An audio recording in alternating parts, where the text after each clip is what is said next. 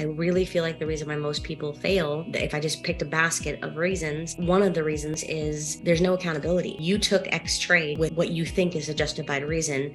You lost it, you won it, you lost it, you won it. You took this one because so-and-so said, you took this one, you were in a mood, you took this one, the rules weren't lined up, you took this one. And now Friday comes and you're like, oh my God, trading sucks, it's hard, I didn't win, I didn't, whatever. It's that kind of thing. So when you post your screenshots, does it help other people? Heck yeah, but it also helps you. And it creates a buzz, it creates a community, it creates a togetherness that says, hey, Scott's screenshots or LMG's screenshots or Anderson or Barbara, like I see what they were seeing, or hey, Barbara, wait a minute, or I'm gonna pick on her because I know she's superwoman strong, but Barbara, wait a minute, are you sure you wanted to, or what did you see here? Because once she has to answer what she saw, she has to rationalize that, like she has to be accountable for that.